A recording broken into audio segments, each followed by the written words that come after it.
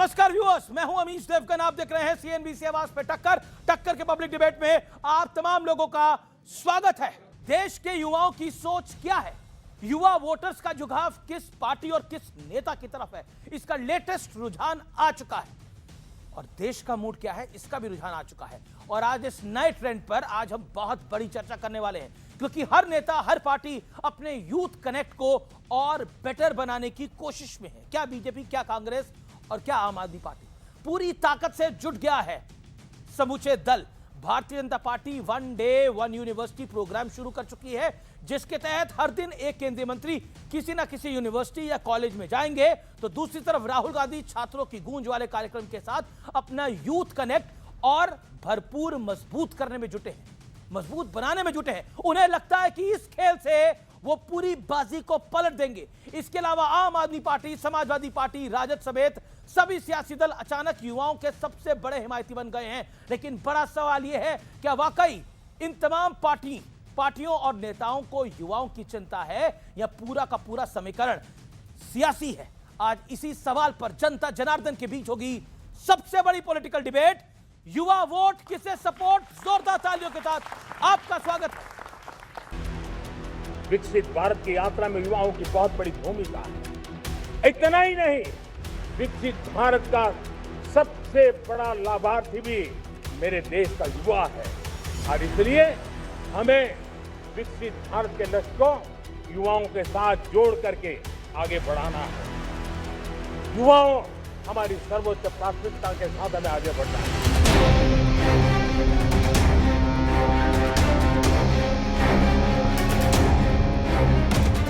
करीब 2 महीने के भीतर देश के सियासी ट्रेंड में एक बहुत बड़ा बदलाव आया है, क्योंकि हर तरफ युवाओं की चर्चा हो रही है। विपक्ष में खुद को युवाओं या फिर राजनीतिक तौर पर कहें तो देश के युवा वोटर को लुभाने की होड़ मच गई है। और युवाओं को लेकर एक कंपटीशन सत्ता पक्ष और विपक्ष के बीच भी चल रहा है। चुनावी राज्य यूपी में तो युवाओं वाले मुद्दे की धार और तेज हो चुकी है। कहे कि हम युवाओं की उपेक्षा करके विकास कर लेंगे, परिणाम ला देंगे, ये दिवा स्वप्न है, कभी नहीं हो सकता। 2017 के पहले यूपी के सामने संकट था, इसलिए क्योंकि इन युवाओं की उपेक्षा हुई थी। हताश और निराश युवा पलायन करने के लिए मजबूर होता था, पहचान छुपाने के लिए मजबूर होता था। समाजवादी सरकार बनेगी तो उस दिशा में हम लोग काम करेंगे, जिससे कि नौजवानों और युवाओं को नौकरी मिल सके और एग्जामिनेशन के पेपर लीक ना हो, वो ठोस कदम उठाने का काम हम लोग करेंगे। एक बड़ा सवाल ये भी उठ रहा था कि शहर शहर जेंजी और युवाओं वाले आंदोलन के बाद किसकी सियासी ताकत बढ़ी है और किसकी घटी है। तो इसका जवाब भी आ चुका है। सी वोटर के लेटेस्ट सर्वे के मुताबिक अगर आज चुनाव हो तो एनडीए को 45% वोट के साथ 326 सीटें, इंडिया गठबंधन को 39% वोट के साथ 185 सीटें और अन्य को 16% वोट के साथ 32 सीटें मिलने का अनुमान है। यूरोप में, अमेरिका में जेन अल्फा चलता है, भारत में बेटा बेटी चलता है। निरंतर हमारा बेटा बेटियों का कल्याण के लिए हम काम करते जाएगा। युवा पीढ़ी के लिए वो हमारा डेमोग्राफिक डिविडेंड है, और उसका ठीक से लाभ हुआ देश को तो हम विश्वगुरु बन जाएंगे, और नहीं हुआ तो आगे बहुत बोझ आएगा। युवा वोटर्स पर सभी दलों की नजरें हैं, लेकिन चुनाव में जेंजी का जनादेश किसके पक्ष में होगा, आज इसी पर जनता के बीच होगी देश की सबसे बड़ी बहस। युवा वोट किसे सपोर्ट। जोरदार तालियों के साथ अभिनंदन करिए हमारे तमाम मेहमानों का। प्रदीप भंडारी, प्रवक्ता भारतीय जनता पार्टी के, आनंद रंगनाथन, राजनीतिक विश्लेषक, अजय उपाध्याय, प्रवक्ता नेता कांग्रेस पार्टी के, निवान शर्मा, आम आदमी पार्टी के नेता प्रवक्ता, विवेक श्रीवास्तव, सीनियर लीडर लेफ्ट के। तमाम तालियों के साथ अभिनंदन है तुम्हारे तमाम मेहमानों का। आज की बहस का एजेंडा, युवा वोट का किसे सपोर्ट, किसकी उम्मीदों पर बड़ी चोट। युवाओं की वजह से देश की सियासी हवा बदल चुकी है। कांग्रेस और बीजेपी को भी टेंशन है, और आम आदमी पार्टी और समाजवादी पार्टी भी अपने तरीके से प्रयास कर रही है। तीसरा, परिसीमन के विरोध के पीछे क्या सियासी नुकसान है, और सियासी नुकसान का डर है। परिसीमन का जो विरोध मल्लिकार्जुन खड़गे जी ने किया है। तमाम मुद्दों पर आज हम बात करेंगे, लेकिन आनंद रंगनाथन, आपसे शुरुआत करते हैं। कहते हैं कि एक ट्रेंड आता है सियासत में, नया ट्रेंड है जेनजी का। सबको लगता है कि वो जेनजी हैं और जेनजी की बात करके वो जेनजी का वोट ले सकते हैं। लेकिन इस सियासत के नए ट्रेंड के बारे में सबसे पहले आपके 40 सेकंड में क्या कमेंट्स हैं? जी देखिए, ये ट्रेंड आएंगे जाएंगे, लेकिन आपको एक बात समझनी होगी कि जेनजी पे कोई चीज़ थोपना, इससे ज़्यादा बड़ी गलत बात और कुछ नहीं हो सकती। सारे पॉलिटिशियंस को लग रहा है कि सब काम जेनजी को करना है। अरे आपको जो करना था आप कर नहीं पाए, अब जेनजी से करवा रहे हो। तो हमें ये डिसाइड करना है कि जिस तरह का भारत हम दे रहे हैं जेनजी को, वो उनको भारत दे रहे हैं बिल्ड करने के लिए या रीबिल्ड करने के लिए। अगर बिल्ड करने के लिए दे रहे हैं तो बहुत अच्छी बात है, लेकिन मुझे डर है कि हम उनको रीबिल्ड करने के लिए दे रहे हैं। हम खुद डिस्ट्रॉय कर देंगे और जेनजी को कहेंगे ये लो भारत, अब इसको दोबारा बनाओ। वो क्यों? क्योंकि आप आंकड़ों पे अगर जाएं तो आप ये पाएंगे कि 84% जेनजी हैं वो अपने पेरेंट्स के साथ रहते हैं, 75% जेनजी हैं वो जो उनके पेरेंट्स को ट्रस्ट करते हैं, जो उनके व्यूज हैं उससे। इसका मतलब अगर आपको जेनजी को खुश रखना है तो उनके पेरेंट्स को खुश रखो, और उनके पेरेंट्स को खुश रखने का मतलब है कि अभी उनके पेरेंट्स के लिए काम करो, अच्छी रिफॉर्म्स लाओ, एग्रीकल्चर सेक्टर को ठीक करो, ट्रांसपोर्ट को ठीक करो, हर चीज जो कि अभी खराब है उसको ठीक करो। ये कहने के बजाय कि जेनजी ठीक कर देंगे, विकसित भारत 2047 में। और लेकिन मेरा जो मूल सवाल था, द मेन क्वेश्चन इज कि जो जेनजी का नया ट्रेंड है ये हर पॉलिटिकल पार्टी पकड़ना चाहती है। जैसे कोई नया गाना आता है, सैयारा फिल्म आई थी, सैयारा तू तो बदला नहीं है, मौसम बदल चुका है, सब लोग गाने लगे वो गाना। इंस्टाग्राम पे भी जो रील पे गाना चलता है सभी लोग, ट्रेंडिंग सॉन्ग होता है, जेनजी ट्रेंडिंग है। तो आपको लगता है ये ट्रेंड के साथ सबको लगता है उनकी नैया पार हो जाएगी? कांग्रेस को लग रहा है उनकी नैया पार हो जाएगी, बीजेपी को लग रहा है हो सकता है जेनजी हमारे साथ थोड़ा नाराज हो तो हम अपनी नैया को पार करा लें। तो एवरीवन हैज देयर ओन। और दीपकी और केजरीवाल जी का तो क्या कहना? आपने जैसे ही कॉकरोच की बात करी, आपने इनकी तरफ देखा। देखिए, चाहे कोई पॉलिटिकल पार्टी से बनाया गया हो या पॉलिटिकल पार्टी हो, सवाल अब ये जेनजी को भी देखना है कि कोई भी पॉलिटिशियन, कोई भी पॉलिटिकल पार्टी एक्चुअली उनके साथ नहीं खड़ी है, क्योंकि उनके साथ खड़े होने का मतलब है कि उनकी बात को माना जाए। अब वो कह रहे हैं कि हमें एजुकेशन में, हेल्थ में 5% ऑफ जीडीपी चाहिए। बिल्कुल ठीक कह रहे हैं, लेकिन वो कैसे आएगा? जब तक हम पैसा जनरेट नहीं करेंगे, वो कैसे करेंगे? रिफॉर्म से। वो कोई कर नहीं रहा है, तो ऐसे आसमान से थोड़ी ना गिरेगा पैसा। जी। तो आपको ये सारा समझना। और ये जो सबसे ज्यादा हंस रहे हैं ये लाल सलाम वाले, जो इन क्या करूं भाई, मुझे हंसी आ रही है। ठीक है नहीं, एक बस मैं खत्म कर लूं। इनके नहीं, मैं खत्म करने दो। इनके अपने देश चीन में जो हो रहा है उसकी बात नहीं कर रहे। इंडिया इनको वीजा देती है, वीजा देके यहाँ पे आते हैं और यहाँ पे चला रहे हैं कि हम सड़क पे हैं। क्योंकि हमेशा कांग्रेस वर्सेस बीजेपी हो जाता है। विवेक, आप ही के पास आ रहा हूं मैं। देखिए विवेक, ऑल सेड एंड डन, ऐसा लग रहा है आपको भी कि जेनजी आएगा और लेफ्ट को दोबारा बंगाल में सरकार बना के चला जाएगा, केरल में लेफ्ट की सरकार लेके आ जाएगा। लेकिन क्या आपको लगता नहीं है कि जेनजी को आप अंडर एस्टिमेट कर रहे हैं? जी सर, अब मैं बोलता हूं। देखिए, पहली चीज भाई, जेनजी को हमें खुश करना है। जेनजी तब खुश होगा जब उसके मम्मी पापा खुश होंगे, तो मम्मी पापा को खुश करो कह रहे थे। मम्मी पापा तब खुश होंगे जब उनके मम्मी पापा खुश होंगे, तो दादा दादी तक पहुंच जाओ साहब, है कि नहीं? अच्छा, दादा दादी बुजुर्ग, कोई राम नाम जप रहा है, कोई नमाज इबादत कर रहा है, बुजुर्गियत आ गई है, इसलिए लास्ट में वो कह रहे हैं कि राम नाम दादा दादी क्यों राम नाम और इबादत कर रहे हैं, युवा भी राम नाम और इबादत कर रहे हैं भाई। ठीक है, आपको ये पता ही नहीं है, यही फर्क है। आपको लगता है दादा दादी ही इबादत कर रहे हैं। अब मैं आपको एक एग्जांपल देता हूं। मैं कहता हूं यहां से थोड़ा दूर है, मतलब आधा दिन लगेगा आपको, जयपुर से आगे सालासर बालाजी जाइए, आपको पता लगेगा जेनजी कहां है। उसके आगे खाटू श्याम जी जाइए, पता लगेगा जेनजी कहां है। यहां से हिमाचल है 8 घंटे की ड्राइव है, और वंदे भारत 5 घंटे में पहुंचाती है, नरेंद्र मोदी जी ने चला दी है। माता चिंतपूर्णी का दरबार है, ज्वालामुखी का दरबार है, वहां जाके देखिए कितने जेनजी खड़े हैं, आपको हवा ही नहीं है। और अजमेर दरगाह जाके देखिए कितने जेनजी खड़े हैं। आपको लगता ही नहीं है कि आप इनके माँ बाप ने यही पूजा कर रहे हैं, यही इबादत कर रहे हैं। आप नास्तिक है, आपको लगता है दुनिया नास्तिक है। आप देखिए, मैं तो ये कह रहा हूं, अब ये जेनजी को खुश करने के चक्कर में मम्मी पापा को खुश कर उनके मम्मी पापा, यानी कि जनरेशन का गैप ही नहीं रहा। I mean, there is no growth in दादा दादी generation and the Gen Z generation. उनके कपड़ों में, सोच में, विचार में, विमेन लिबरेशन में कोई फर्क नहीं है। मैं बार बार कहता हूं Anand ji, smoking is bad for health, drinking is bad for health, गालियां देना बुरा है। लड़का दे तो सब सही, जंतर मंतर से लड़की दे सबके पेट में दर्द हो जाता है। होता है ना, होता है ना। अब मैं कुछ लड़की ने गाली दी, ट्रोल करो, उसके घर पहुंच जाओ, उसको धमकाओ, उससे माफी मंगवाओ। और अगर लड़का दे, कोई बात नहीं, लड़के हैं, गलती हो जाती है, देने दो। किसने कहा था ये? किसने कहा था? कह रहा हूं, अरे कह रहा हूं, किसने कहा था? जिसने भी कहा था, किसने कहा था? किसने कहा था? मुलायम सिंह यादव जी ने कहा था। कहा जिसने भी था यार कहा जिसने भी मतलब था। आप किसी के दोस्त ना हो, मुझे शोले की मौसी याद आ जाती है। ओके ओके ओके, अब बीजेपी और कांग्रेस को मैं चर्चा में लेके आता हूं और मैं इसकी शुरुआत प्रदीप भंडारी आपसे करता हूं। क्या आपको लगता है कि युवाओं ने आपको भी जगाया है? आपको भी अपनी नई टीम में युवाओं को देनी पड़ी है? आपको भी पता लगा है कि सब कुछ हेल एंड हार्टी नहीं है? डायरेक्ट सवाल है, everything is not all right for भारतीय जनता पार्टी। युवा का हर इंटरवेंशन पॉजिटिव होता है और युवा हो, जब भी युवा इंटरवीन करता है वो कुछ बेहतर करने के लिए ही प्रेरित करता है, तो बिल्कुल हम इसको पॉजिटिवली लेते हैं। मैं आपसे कहूंगा आज देश में क्या हो रहा है, जब एक मैन्युफैक्चर्ड पीआर कैंपेन चला जिसमें 40 से ज्यादा झूठ बोले गए राहुल गांधी द्वारा, जिसका नाम दिया गया छात्रों की गूंज, इस देश के युवा ने वेबसाइट बनाई जिसका नाम रहा झूठ की गूंज। और उस देश के युवा ने कहा, जब एनालाइज किया, उसने पढ़ा, उसने बोला राहुल गांधी ने 47 के 47 क्लेम झूठे कहे।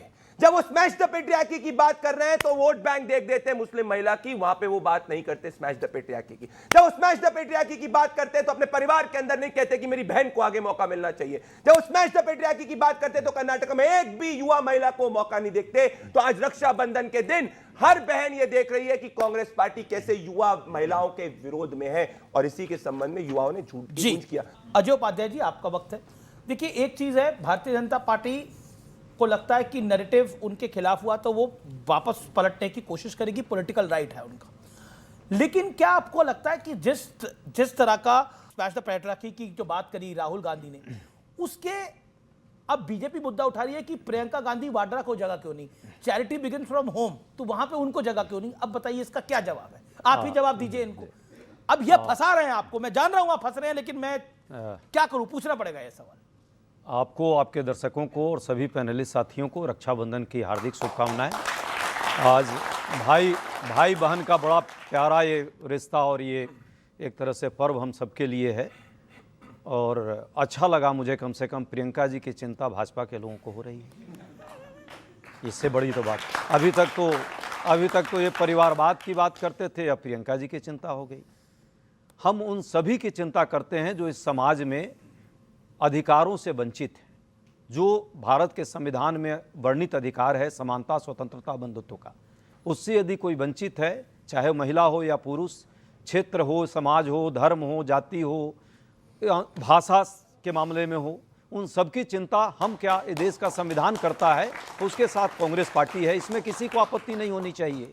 पर दिक्कत क्या है, यहाँ भी आदतन भटकाव के जो है ये हालत ले आए। बात कहाँ की करनी थी और बात कहाँ लेकर आए। सच्चाई तो ये थी कि यहाँ बात युवाओं पे हो रही है, जेनजी पर हो रही है, इनके भविष्य के निर्माण की बात हो रही है। अब पेपर लीक करा के 152 और पैलेट गन चला करके आप युवाओं से संवाद कर रहे हैं। भाई, ऐसी संवाद की जरूरत इस देश के युवा को नहीं है। प्रधानमंत्री जी और आरएसएस के लोग, आरएसएस के मोहन भागवत जी को मैं बार बार सुना, एक दिन बीच में वो भी संवाद का एक वो बनाया था, नाट्य रूपांतरण था उनका। अरे भाई, जब भी इस देश में बेरोजगारी की बात आई, महंगाई की बात आई, बच्चियों पर अत्याचार हुआ, बलात्कार की घटनाएं हुई, कभी भी आरएसएस के किसी भी शीर्ष नेता का एक आवाज आप लोगों ने सुनी? कहीं भी नहीं सुनाई देती। आरएसएस सरकार के विरुद्ध कोई एक बात नहीं रख पाते हैं लोग। जब बांटने की, काटने की, तोड़ने की, हिंदू मुस्लिम करने की, देश में नफरत फैलाने की, ध्रुवीकरण की राजनीति, सांप्रदायिकरण की राजनीति, उसी की बात सिर्फ करना आरएसएस का काम है।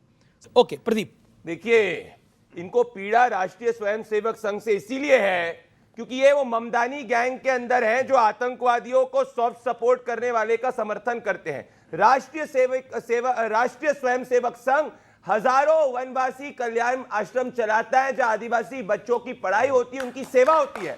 और सुनिए, अगर इनने संविधान की बात करी, आप सब बाबा साहेब भीमराव अंबेडकर के रिस्पेक्ट करते हैं, हम भी पूरी तरीके से संविधान के निर्माता हैं। जानते जब वो चुनाव लड़ रहे थे उन्होंने इलेक्शन एजेंट किसको चुना? एक आरएसएस के कार्यकर्ता दत्तात्रेय टेंगड़ी को चुना, और नेहरू जी उनके खिलाफ चुनाव लड़ने गए थे, बाबा साहेब अंबेडकर को चुनाव हराने गए थे। ये इनकी सच्चाई है। ये नेहरू जी नहीं लड़ने गए थे, आप नहीं, नेहरू जी ने वहां पे स्पेशली कैंपेन किया। कैंपेन किया, कैंपेन किया, हराया। पंडित नेहरू ने कैंपेन किया, अंबेडकर ने कहा नेहरू की वजह से मैं हारा चुनाव।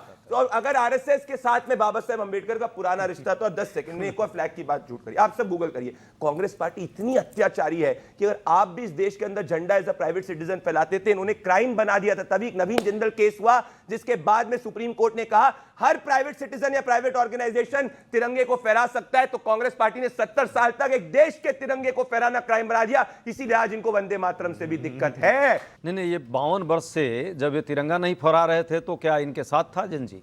तब भी नहीं था और आज भी नहीं है इनके साथ। सच ये है कि जो देश के संविधान, जिस बाबा साहब अंबेडकर जी की बात किया इन्होंने, वही है ना कि तकरीरों में अच्छी बातें करते हैं जी, लगता है कि कभी कभार सच्ची बातें करते हैं, पर सरेआम टीवी पर भी आकर फर्जी बातें करते हैं। कैसा झूठ बोल रहा है इन्होंने। आपने देख लिया कि बाबा साहब अंबेडकर जी को हराने पंडित नेहरू जी गए थे। नेहरू जी से शुरू होता है इन लोगों का जीवन, और नेहरू जी पर सुबह से शुरू करते हैं गाली गलौज करना, और शाम में जाकर के पेट में दर्द इनका शांत होता है जब सोते हैं नेहरू जी को याद करके। नेहरू जी के बिना इनका जीवन ही नहीं चल सकता। अरे भाई, अब 2026 की बात है, नौजवान रोजगार मांग रहा है। 45 वर्ष में भीषणतम बेरोजगारी इस देश में है। ये युवा जो है 15 साल से 29 साल का बेरोजगारी दर आप देखिए लगभग 10% से ज्यादा है। लगातार खाली पद पड़े हुए हैं सारे इंस्टीट्यूशन में। 10 सेकंड ओके, मैं रोकूंगा। प्रोफेसर साहब बोल रहे हैं, मैं उनको ही जवाब पूछ रहा हूं। 10 सेकंड। आईआईटी में 38% शिक्षकों का पद खाली है। मैं शिक्षण पेशा से आता हूं, 38% आईआईटी में खाली है पद।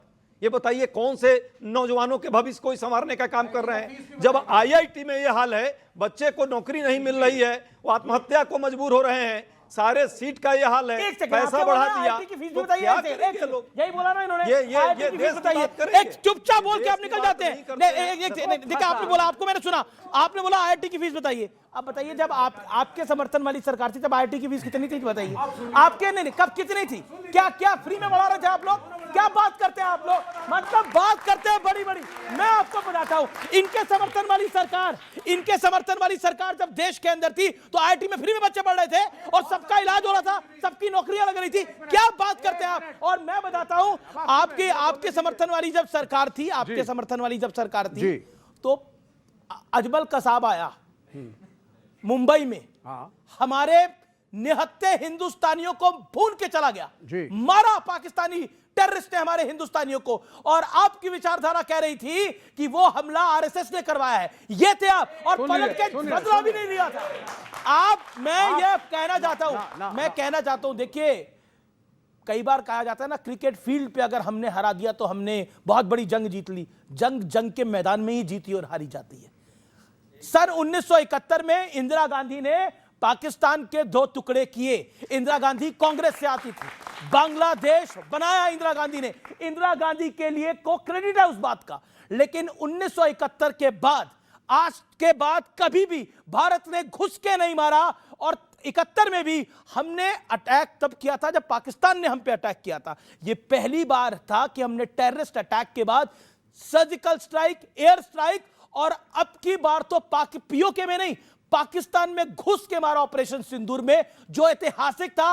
आज के आने वाले 100 साल के बाद भी इस बात को जब भी याद किया जाएगा तो नरेंद्र मोदी को इसका क्रेडिट दिया जाएगा कि पाकिस्तान के घर में घुस के मारा, इसमें कोई दो राय नहीं है। और देश का युवा जो है वो ये नहीं चाहता कि भारत में आतंकी आए और मार के चले जाए। और इस देश में मैंने वो दौर देखा है जब बोला था कि फलानी जगह मत जाओ, बम फट जाता है, और फटते थे बम। ओके, मैं आता हूं निवान शर्मा।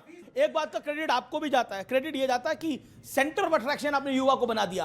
कांग्रेस युवाओं के पीछे एक छात्रों की गूंज कर रहा है, एक वन डे वन यूनिवर्सिटी कर रहा है, और एक तरफ झूठ की गूंज का भी नैरेटिव चल रहा है। तो आप क्या कहना चाहते हैं? आपकी गूंज किसी को सुनाई नहीं दी कि नहीं सुनाई दी? देखिए, हमने तो एक ही गूंज सुनी थी इससे पहले, वो थी डॉक्टर डैंग के थप्पड़ की गूंज। देखिए हमने अपना जीवन का पहला चुनाव जो लड़ा था वो भी शिक्षा पे लड़ा था। इनमें से कोई भी एक उधर से शुरू कर लीजिए, पार्टी बता दीजिए जिन्होंने शिक्षा पे चुनाव लड़ा हो, एक भी नहीं है। हमने पहला चुनाव शिक्षा पे लड़ा था और चुनाव जीतने के बाद सबसे पहला काम ये किया था कि शिक्षा का बजट 25% किया था, जो देश के इतिहास में पहली बार हुआ था। अब आपने कहा कि खुश करने की लड़ाई चल रही है, सब युवाओं को खुश करना चाहते हैं। मैं मानता हूं सब युवाओं को खुश करना चाहते हैं। ये बीजेपी वाले जो है ताली थाली बजा के खुश करना चाहते हैं, हम जो है वो स्कूल ठीक करके खुश करना चाहते हैं। ये बीजेपी वाले जो है एजुकेशन का 2.7% बजट करके खुश करना चाहते हैं, हम एजुकेशन का 25% बजट करके खुश करना चाहते हैं। ये बीजेपी जो है ये 56 इंच की छाती दिखा के खुश करना चाहते हैं। हम जो है वो 1800 स्कूल ऑफ एमिनेंस बना के खुश करना चाहते हैं। ये बीजेपी वाले नाली से गैस बना के खुश करना चाहते हैं। हम जो है 9000 स्मार्ट क्लासरूम बना के खुश करना चाहते हैं। ये बीजेपी वाले मोदी जी का मंदिर बना के खुश करना चाहते हैं। हम इन युवाओं को भगवान मान के शिक्षा का मंदिर बना के खुश करना चाहते हैं। ये डिफरेंस है। आपने एक मूवी देखी होगी, कटप्पा ने बाहुबली को क्यों मारा, आपने सुनी थी ये मूवी, देखी होगी सबने। ये बीजेपी वाले वो कटप्पा हैं।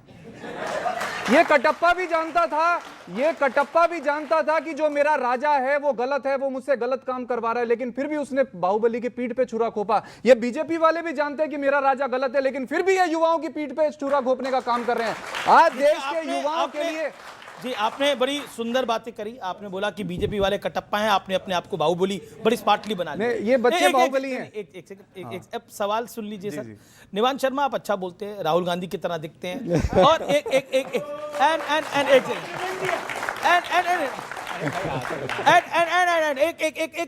मेरा बड़ा हम्बल प्रश्न है आपसे। आपने बोला हम शिक्षा पे आए, लेकिन आप शिक्षा पे आए लेकिन शराब के घोटाले में फंस गए। हाँ। अरे अब सुनिए पूरी बात। आप शिक्षा पे आए लेकिन शीश महल पे फंस गए। आप शिक्षा पे आए और आपने बोला कि हम नए युग की पार्टी बनाएंगे, लेकिन आप कई सारे और घोटालों में फंस गए। क्या आपको लगता नहीं है कि आपको भी इस जेनजी ने, इस युवा ने बड़ी उम्मीदों के साथ चुना और जब वो उम्मीदें पूरी नहीं हुई तो आपको बुरी तरह से हराया? और अब पंजाब में कांग्रेस कह रही है कि हम 8 PM सीएम को हटाएंगे। अब सुनिए, अगर आपकी जगह कोई भी और न्यूज चैनल होता तो मैं उसका जवाब नहीं देता। उसका वजह मैं उसको कहता आप गोदी मीडिया हो। मैं आपका बहुत सम्मान करता हूं, इसीलिए मैं आपका पॉइंट बाय पॉइंट जवाब दूंगा। पहला आपने कहा शराब घोटाला, कोर्ट से डिस्चार्ज हो चुके हैं और कोर्ट ने कहा कि कोई शराब घोटाला नहीं हुआ और जो सीबीआई अफसर जांच कर रहा था उसके ऊपर जांच बिठा दी गई। पहली बात। दूसरी बात आपने ये कहा शीश महल, एक भी पेपर ऐसा बता दो जिसपे अरविंद केजरीवाल जी के साइन हो जिसकी वजह से शीश महल बनाओ। Absolutely false. आप मुझे बच्चे फैक्ट चेक कर लीजिए, अगर मैं झूठ बोल रहा हूं मैं आपके सामने आज के बाद नहीं आऊंगा। तीसरी बात निवान शर्मा, आप पार्टी में बिल्कुल, आप पार्टी में 26 साल का अनुभव है। आपने मुझे बोला कि जो आप देखिए, ये एक बड़े इजी टर्म है कि शूट द मैसेंजर। आप मीडिया को बोल दो ये मोदी मीडिया है, ये गोदी मीडिया है, ये पालतू मीडिया है, तो फिर पूरी गेम ही बदल जाती है। उसके बाद आदमी अपने आप को डिफेंड करने लग जाता है। I won't defend myself because you are no one to question. नहीं, मैंने आपको नहीं कहा। My viewers are there who question me, और वो मुझे सबसे ज्यादा देखते हैं, इसलिए वो मुझ पे भरोसा करते हैं। मैं सीरियसली नहीं अरे निवान शर्मा जी एक सेकंड, एक बड़ा आपने बड़ी आपने बोला कि देखिए ये जो पूरा नैरेटिव है, ये हमने तो सब कुछ सही करा। आपने सब कुछ सही करा, लेकिन उसके बाद भी आप चुनाव हार गए। सब कुछ सही करा तब भी आप चुनाव हार गए। लेकिन जब जीते थे, जब 70 में से आपकी 67 सीट्स आई थी तब चुनाव में गड़बड़ नहीं थी। जब 62 आई तब गड़बड़ नहीं थी। और आपकी 92 सीट्स आई पंजाब के अंदर तब गड़बड़ नहीं थी, लेकिन चुनाव जैसे ही हारते तो गड़बड़ हो जाता है। ऐसा होता नहीं है ना सर। आप सब युवा हैं, देश के इतिहास में कभी ऐसा नहीं हुआ कि शराब मंत्री और शिक्षा मंत्री एक है, सिर्फ केजरीवाल ने यह करके दिखाया। देश के इतिहास में कभी ऐसा नहीं हुआ कि एक नेता ने अपने बच्चे की सर की झूठी कसम खाई, केजरीवाल ने झूठी कसम खाई कि मैं बड़ी गाड़ी नहीं लूंगा, बड़ा घर में नहीं रहूंगा। ये तो बोला आपने कई बार। अब विषय पर आते हैं ना आज के। देखिए आपके कह रहे हैं कि ये झूठ की गूंज को लेकर ये देश के युवा ने झूठ की गूंज की बात करी। देश के युवा का अधिकार था, इन्होंने एफआईआर क्यों करी? वो कह रहे झूठ की गूंज से आप घबरा गए हैं। देखिए दोनों लोग कितना आपस में प्रेम इन लोगों का दिख रहा था, तभी आपके साथ अलायंस कर लिया। और सबसे ज्यादा खुशी हमको लगी भाई साहब के लिए। ये भी राहुल गांधी का नाम सुनकर अंदर से प्रफुल्लित होते हैं, ऊपर से दिखाते हैं। आम आदमी पार्टी वाले। अभी देखे ना कैसे, नहीं ना आप, हाँ अरे कैसे गए उनको बधाई देने, वो तो कहते हैं राहुल गांधी बीजेपी की मदद कर रहे हैं। बधाई देने गए। वो कहते हैं राहुल गांधी बीजेपी की मदद करते हैं। सच है कि वादों की घोषणा, योजनाओं का अंबार और जुमलों का व्यापार, यही है इन दोनों का सरकार, इन दोनों की सरकार का ही काम है और कुछ नहीं है। जब आम आदमी पार्टी दिल्ली में थी तो सबको याद होगा, हर मोहल्ले में 1+1 8 PM वाला, उसी को उन्होंने स्वीकारा पंजाब में, तो बेचारे लगातार लगे रहते हैं। और अभी किसी MP के बारे में इन्होंने कहा, अरे वो MP भाजपा में आ गया है, वो बोला है कि चल पहले आने वाला है। जी। बहुत सारे लोग जो हैं भाजपा में पहले उधर से प्लान बनाते हैं बोलकर और फिर भाजपा चले आते हैं आम आदमी पार्टी से। तो मैं ये नहीं कहूंगा किसी पर कुछ भी। अच्छा अजय भाई, अरे अलायंस कर लिए थे इनके साथ में, इतनी दिक्कत थी तो क्या हो रहा था, इल्लू इल्लू। अरे ठीक है।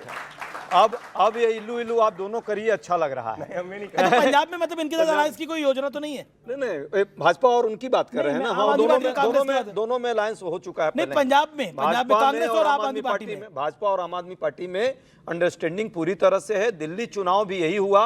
जेल से जब निकले अरविंद केजरीवाल, तो उससे पहले इंडिया गठबंधन में थे।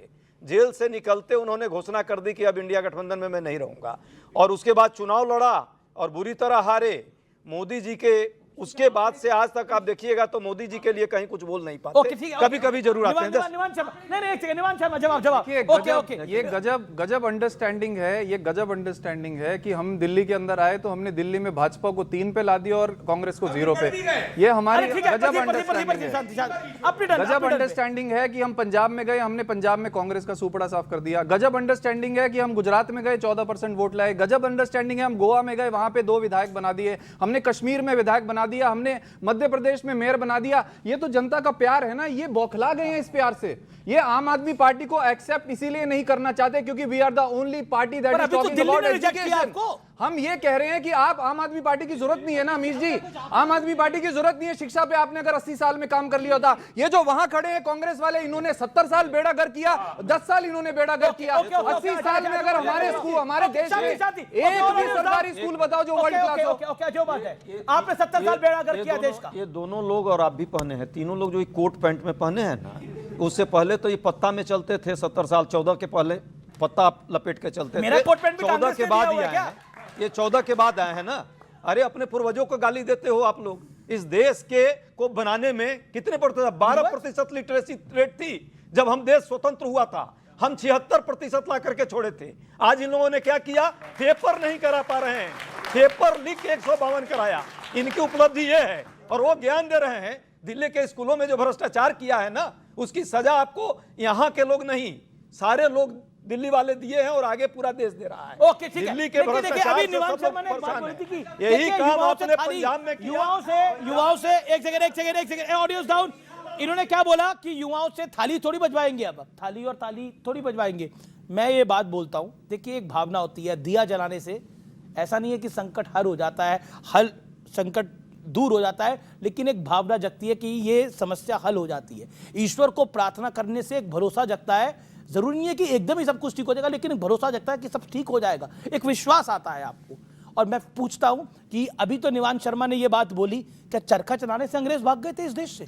चरखा चलाने से भागे थे? नहीं, क्योंकि वो भावना थी। चरखा चलाने की वजह से नहीं भागे थे, वो भावना थी देश के लिए। सी वोटर के सर्वे की बात हुई तो बार बार कहा जा रहा है कि बीजेपी का जो ग्राफ है वो नीचे जा रहा है, लेकिन अभी जो लेटेस्ट सर्वे आया है, सी वोटर का मूड ऑफ द नेशन सर्वे आया है, उसमें कितनी सीटें मिलेंगी, वोट शेयर एनडीए का 45% होगा और इंडिया गठबंधन का वोट शेयर 39% होगा और अन्य का वोट शेयर 16% होगा, जिसमें Aam Aadmi Party, Left, Samajwadi Party, BSP, ये सब पार्टीज आएंगी। लेकिन एनडीए की सीटें 326, इंडिया अलायंस की सीटें 185 और अन्य की श्रेणी में 32 सीटें आती हैं। अगर हम लोकप्रियता के हिसाब से बात करें तो पीएम पद की पसंद नरेंद्र मोदी आज भी 49% है, अराउंड 50% का यह आंकड़ा है। राहुल गांधी 27%, जोसेफ विजय 9%, ममता बनर्जी 2%, अखिलेश यादव 1.7% और अरविंद केजरीवाल 1.2%। अब सीजेपी चुनाव लड़ेगी तो वोट देंगे नहीं 43%, हाँ 33%। It is a big challenge for opposition. ये कांग्रेस के लिए बड़ा चैलेंज होगा आने वाले दिनों के अंदर। जेनजी के लिए सबसे बड़ी समस्या क्या है? बेरोजगारी 18.1%, महंगाई 7.3%, यानी बेरोजगारी 18% से ऊपर है। जेनजी के लिए बड़े मुद्दे क्या है? नौकरी 53% होने चाहिए, लाजमी बात है। शिक्षा 22%, रहन सहन पर खर्च 12% और मानसिक स्वास्थ्य 4%। यह सीधे तौर पर है, लेकिन मूड ऑफ द नेशन में क्लियर कट लग रहा है कि भारतीय जनता पार्टी अपने बूते सरकार बना ले जाएगी, यानी 262 बीजेपी की सीटें दिखाई देती है इस मूड ऑफ द नेशन में, और 326 एनडीए का ग्रैंड अलायंस लेकर आता है। अब आपने कहा मूड ऑफ द नेशन, ये जो सर्वे है ना, सी सर्वे नहीं है, साहेब का सर्वे है। ओहो, ये साहेब वाला सर्वे है। और कैसे है? इसमें जब 51% से ज्यादा लोग कह रहा है बेरोजगारी से परेशान है नौजवान, और उसके बाद कह रहे हो आपकी जीतेगा तो मोदी ही, आप समझ लीजिए क्या मामला है। नहीं, तो आप सुनिए सुनिए, अरे आप गलती कर रहे हैं। उन्होंने बोला पूरा- जेनजी के लिए सबसे बड़े मुद्दे क्या है? परेशान नहीं, जेनजी के लिए सबसे बड़े मुद्दे क्या है? नौकरी में यहां पूछूंगा, यहां भी यही बोलेंगे कि हमें जॉब मिले, रोजगार मिले, सबसे बड़ा विषय है। लेकिन ये मोदी से परेशान है, इसकी ये नहीं कह रहे ये लोग। थोड़ा पूरा कर लेने हाँ, दीजिए। बोलिए। आपने इस देश में हर तबका, कौन ऐसा तबका है जो खुश है? सब परेशान है, लेकिन बावजूद जीतेंगे कौन? तो मोदी जी। वाकई वो गीत गाइए आप लोग, हमको गाने कम आता है। जय ज्ञानेश जय ज्ञानेश जय ज्ञानेश देवा, और जैन जी को पैलेट गन, मोदी जी को मेवा। 2024 के अंदर क्या गणेश कुमार थे तो बीजेपी जीत रही थी? 2014 में क्या गणेश कुमार थे जो बीजेपी जीती? 2019 में क्या गणेश कुमार थे जो बीजेपी जीती? केरल में आप चुनाव जीत के आए, कौन सी ईसी था? जवाब दीजिए। इलेक्शन कमीशन जो बगल में खड़े हैं, केरल में जब आपकी पार्टी को कांग्रेस ने हराया तो कौन सी ईसी था? सिर्फ इसी सवाल का जवाब। नहीं, वो जो मर्जी हो, लेकिन जो मर्जी हो नहीं, गणेश कुमार हो, हमने उसके चलने नहीं दी। बेशक हमारे, हमने मिलके उसके चलने नहीं दी। आप लोग मिले हुए हैं भाई, ऐसा है इलेक्शन कमीशन के खिलाफ मिले हुए। अरे एक सेकंड इलेक्शन कमीशन के खिलाफ मिले हुए। मैं तो यही पूछ, अरे ऐसा मैंने कौन सा सवाल पूछ गया कि आप ऊपर नीचे हो रहे हैं? मैंने तो मैं आपको पूछ रहा साफ बोला हूँ कि ना। गणेश, मैं पूछ रहा हूँ कि जब केरल में चुनाव हुआ तो सीईसी कौन था? जवाब दीजिए सर, वहां हम दोनों ने मिलकर अरे मैं पूछ रहा हूँ केरल में गणेश कुमार था, उसके चलने नहीं दी। कमाल, गणेश कुमार था ना? हाँ, तो नहीं चलने दी उसकी। हम मिले हुए थे, ये बंगाल में नहीं मिले हुए थे, बंगाल में हार गए ये लोग। कमाल का लॉजिक करते हैं। उधर 90 सीटें आई तो सब सही था, उधर 90 सीटें आई तो सब सही था। हाँ, बोलिए क्या पॉइंट है? खड़े होकर सवाल पूछिए। सबसे पहले तो आपको थैंक यू, निष्पक्ष जो बात रखने का मौका देते हैं। बोलने शांति। दीजिएगा कुछ। जनजी के लिए सबसे पहले मुद्दा होता है, इंपॉर्टेंट होता है मुद्दा से शुरुआत होता है गांव से। मुझे कांग्रेस और राहुल गांधी से 1% भी उम्मीद नहीं है। मेरा सवाल भंडारी जी से है। मैं जिस गांव से आता हूं, उस गांव घोड़िया में 100 करोड़ की लागत से स्टेशन बना है। उस स्टेशन से 5 लाख लोग प्रभावित है और 50 गांव प्रभावित है। कर्पूरी ठाकुर के विधानसभा से वो स्टेशन एकमात्र स्टेशन है, फुलपरास विधानसभा से। वहाँ पे आज भी लंबी दूरी की ट्रेन नहीं रुकती है सर। 2 साल से लोग धीरे धीरे अनशन करते, लगातार लेटर लिखे हैं रेल मंत्री से। जब मिनिस्ट्री आपकी कॉकरोच से मिल सकते हैं तो वहाँ के लोगों से क्यों नहीं? हम लोग आतंकवादी नहीं ना सर? अगर आतंकवादियों से मिल सकते हो तो हम लोग से क्यों नहीं? हम लोग तो लाठी खाते हैं, RSS अभी भी RSS को। नहीं, बताइए स्टेशन कौन सा है? नोट करिए भंडारी जी। घोघडिया स्टेशन है, मधुबनी जिला में पड़ता है। और सर मुझे आश्वासन नहीं चाहिए, मुझे काम चाहिए। बहुत बढ़िया। मुझे आश्वासन मुझे मिला हुआ है सर। एक बार एक कॉन्टैक्ट नंबर भी दे देना, मैं आज ही दूंगा सर लिख के सर। नहीं, अभी देना क्या है? आइए दीजिए, कॉन्टैक्ट नंबर दीजिए, आइए तुरंत दीजिए।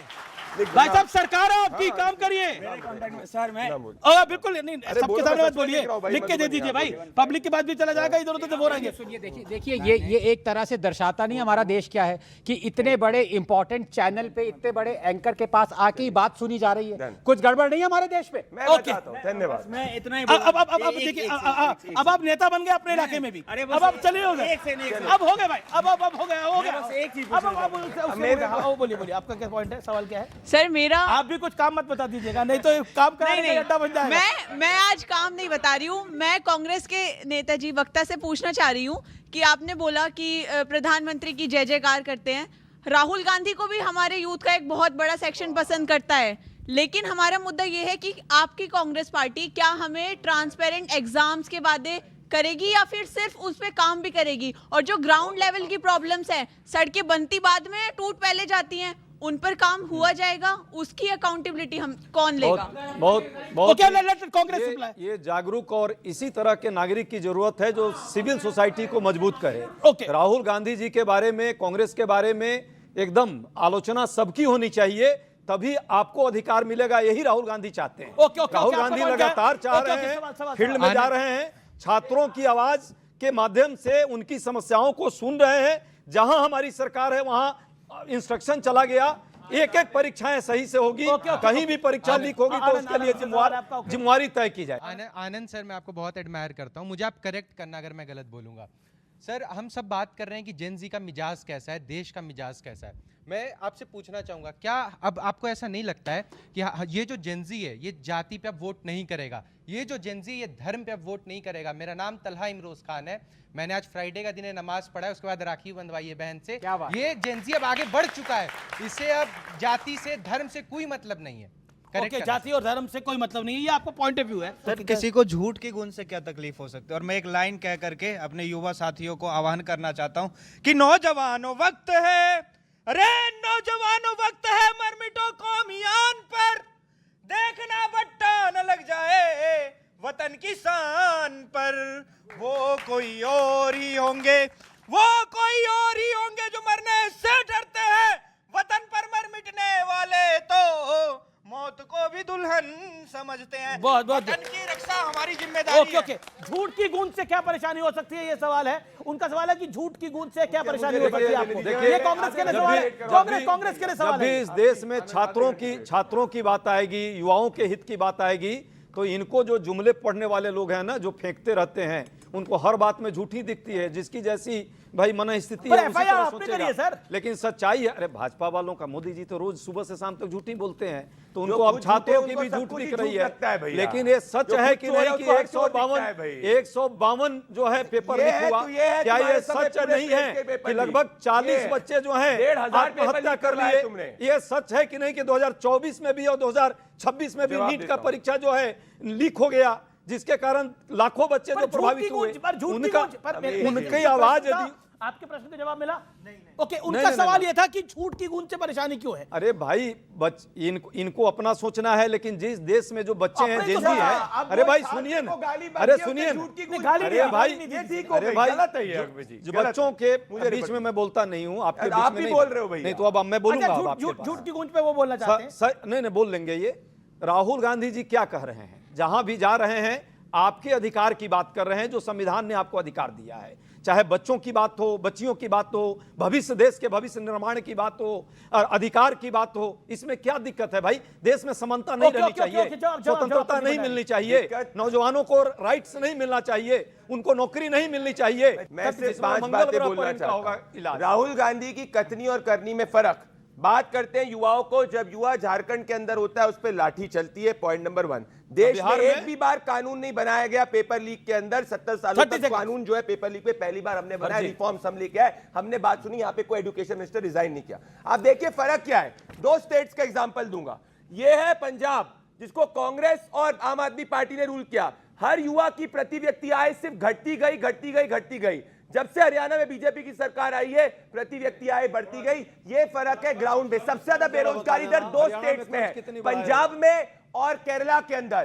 केरला के अंदर तब से कम्युनिस्ट और कांग्रेस रूल कर रहे हैं। क्यों सबसे ज्यादा यूथ अनएम्प्लॉयमेंट है? आप एक जैसे बीजेपी ने एक सेकंड, मेरा ये प्रश्न है, विवेक श्रीवास्तव, आपसे सवाल है, एक सेकंड। बीजेपी ने एक आइडियल स्टेट बनाया, बीजेपी ने गुजरात बनाया, और गुजरात मॉडल का देखिए, अब यू कम वॉट में, मैं फिर कह रहा हूं, आप हर चीज को गुजरात मॉडल का लाभ, बीजेपी को गुजरात मॉडल का लाभ हुआ। आप कहते हैं आपको देश में चुनना चाहिए, लेकिन जिन राज्यों में आपकी सरकार है, वहां पे ऐसा मॉडल प्रस्तुत करिए ना।